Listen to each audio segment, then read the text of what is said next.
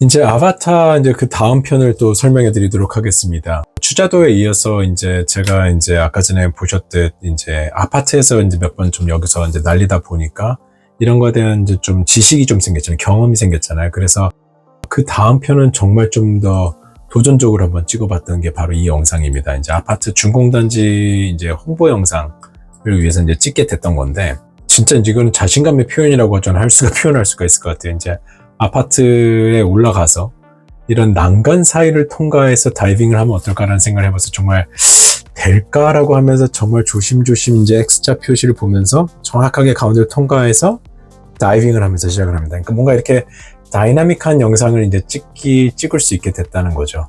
그리고 여러분들이 아셔야 되는 게 DJI 아바타 카메라는 이런 낮에 좀 밝을 때 지금 솔직히 선명하게 4K로 깨끗하게 잘 찍힙니다.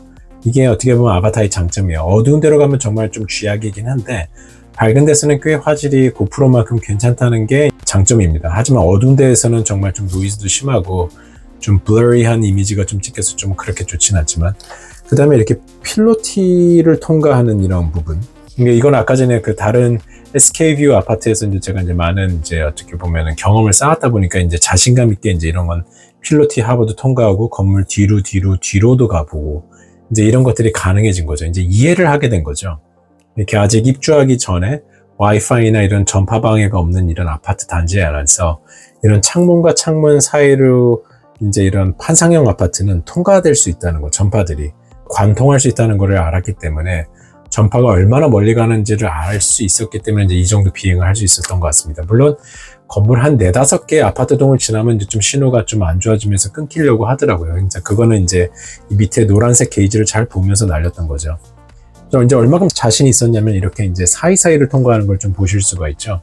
그래서 이런 식으로 이때 이제 좀 많은 자신감이 쌓이면서 이제 이런 아파트 단지 사이사이에 나는 거에 대한 아바타만의 어떤 그런 활용 방안을 조금 더 많이 찾아내게 됐던 그런 영상이었다고 생각을 합니다. 이런 이제 아파트에서 이제 비행이 이제 연습이 되면서 이제 좀 더 자신감을 갖게 되면서 이제 했던 게 바로 이런 대승폭포라는 데서 이제 이런 사이사이 이제 계곡 협곡 비행까지 이제 가능하게 되는 영상이 바로 이런 영상입니다.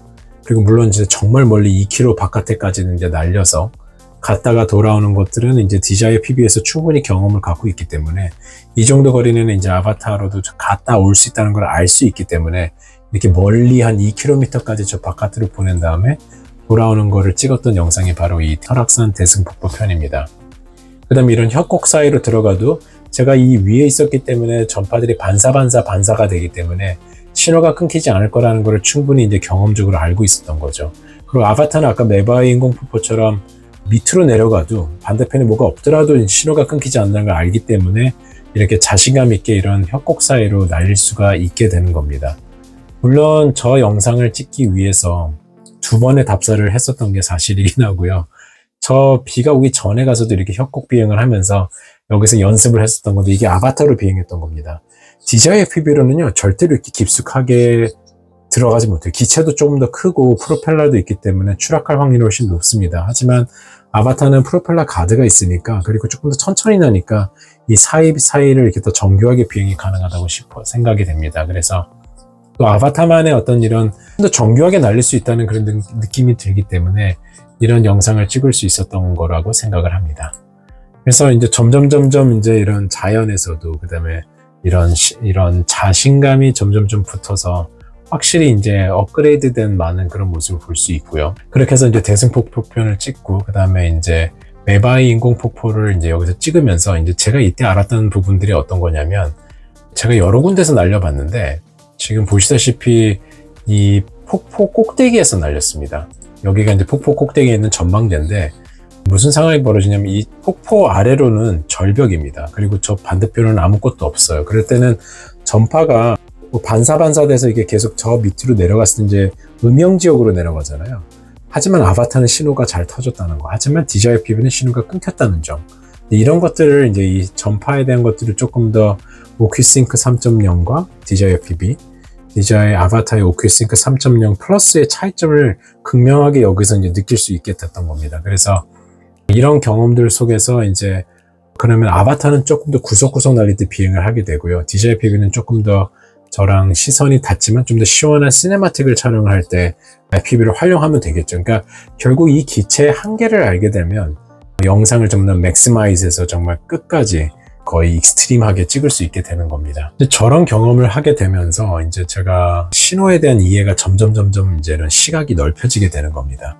그러면서 이제 그걸 갖고 아까 전에 모델하우스에서 그 실내 비행을 제가 이렇게 해봤잖아요. 그러니까 이게 이런 목 구조로 되어 있으면 신호가 잘 통과한다라는 걸 알았기 때문에, 그리고 창문들이 있으면 신호가 그 실내로도 잘 들어가는 걸 알기 때문에 이런 비행이 가능한 거예요. 그러니까 400m 바깥의 섬 건너편에서 날려서 이 폐가로 들어가서 실내 비행이 이렇게 가능할 수 있는 이유가 이런 모델하우스에서 날렸던 그 비행 경험이 있기 때문에 이런 비행을 이제 제가 할 수 있게 되는 거죠.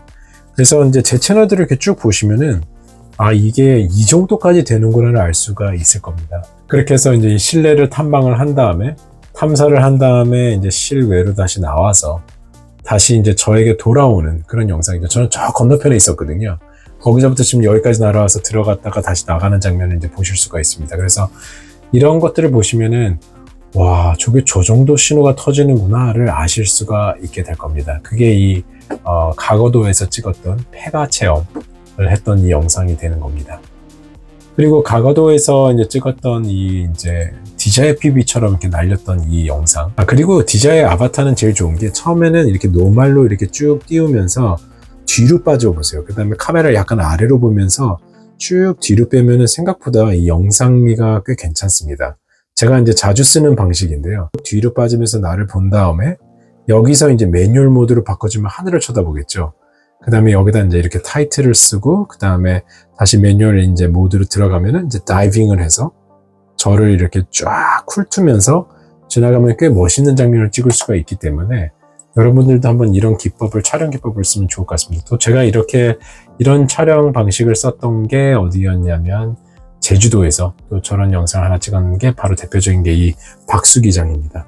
그래서 지금 보시면 얘도 똑같이 저는 이제 노멀 모드를 띄워서 뒤로 빠지면서 쫙 저를 이렇게 쳐다보죠. 그러면은 전체적으로 이렇게 이제 이것들을 이렇게 한번 쫙 담을 수가 있기 때문에 꽤 이게 제가 봤을 땐 영상적으로 가치가 되게 멋있어져요. 그리고 이 속도가 생각보다 되게 빠르기 때문에 뒤로 이렇게 빠진 다음에 여기서 다이빙을 해가지고 매뉴얼 모드 들어가서 다이빙을 하면서 나를 스쳐 지나가면서 나는 이런 방식으로 촬영을 하시면요, 꽤 멋진 장면들을 연출할 수 있으니까 여러분들도 한번 이런 식으로 좀 활용을 하시면은 좀 더 멋있게 촬영을 할 수 있을 거라는 생각이 듭니다. 마찬가지로 이 여의도에서 찍을 때도 그런 식으로 찍었었어요. 이제 이 꼭대기 위에서 뒤로 쭉 빠져가지고 이 장면이었나? 그래서 이런 동그라미 이런 건물 여의도 꼭대기에서도 할 때 이렇게 뒤로 쫙 빠지면서 저를 보면서 또 다이빙하는 그런 장면.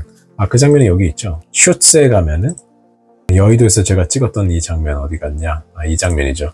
이게 바로 똑같이 뒤로 쫙 빠진 다음에 또 다시 다이빙을 하면서 저를 스쳐 지나가면서 이런 좀 쿨한 장면을 좀 찍을 수가 있는 거기 때문에 방금 제가 보여드렸던 그렇게 뒤로 빠지면서 찍는 이 기법, 그 다음에 또 제가 이거를 또 썼던 게 여기 지금 한 조회수 되게 많이 나왔던 컷인데, 이 영상에서도 보시면은요, 제가 일단 이제 이거는 DJI 미니와 DJI FPV, DJI 아바타를 이제 다 섞어서 만든 영상입니다. 그래서 제가 봤을 때 여기서 이게 진짜 쿨했던 게 뭐냐면, 이게 조회수가 잘 났던 이유는 이 마지막 장면 때문이라고 생각을 해요. 이것도 이제 DJI 아바타로 이제 찍었던 장면인데, 얘는 DJI FPV로 찍었던 거고요. 얘는 DJI 아바타로 찍었던 장면입니다. 쫙 올라가면서 찍고 다이빙을 하고, 그 다음에 이런 틈새 통과하는 것들, 이제 DJI 아바타만의 어떤 큰 장점이죠. 그래서 이제 그런 거를 찍다가 또 저를 옆으로 스쳐 지나고, 솔직히 DJI FPV는 프로펠러 베일까봐 잘 못하거든요. 바로 이 장면.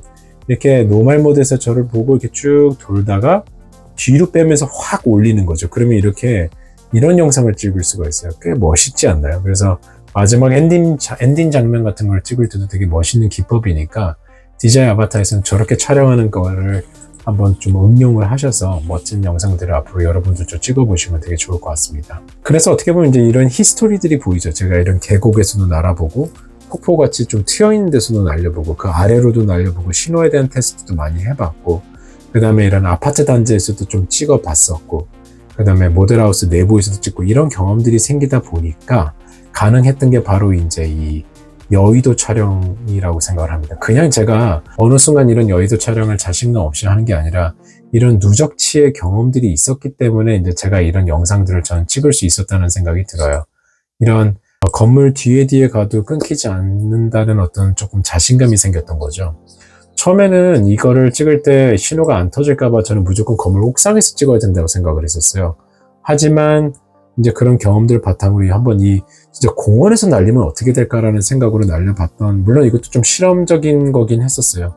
그래서 혹시라도 신호가 끊기면은 제자리 호버링 할 수 있게끔 세팅을 하고, 물론 좀 리턴 투 홈에서 돌아와도 되는데 혹시라도 좀 배터리가 부족할 땐 큰 사고가 날 수도 있으니까 그냥 호버링 할 수 있게끔 좀 세팅을 했었습니다. 그래서 이제 이런 건물 사이사이 뒤로 가면서, 물론 이 밑에 노란 줄이 그 안테나가 어떻게 나오는지를 좀 유심히 보면서 신호가 끊길 거에 대비했는데, 딱 아까 조 부분에서만 좀 그렇고 나머지는 정말 신호가 빵빵하게 터졌던 케이스입니다. 이것도 마치 아파트처럼 뒤에 이 정도에는 신호가 터진다는 거를 저는 아파트 단지에서 벌써 경험을 했던 거죠.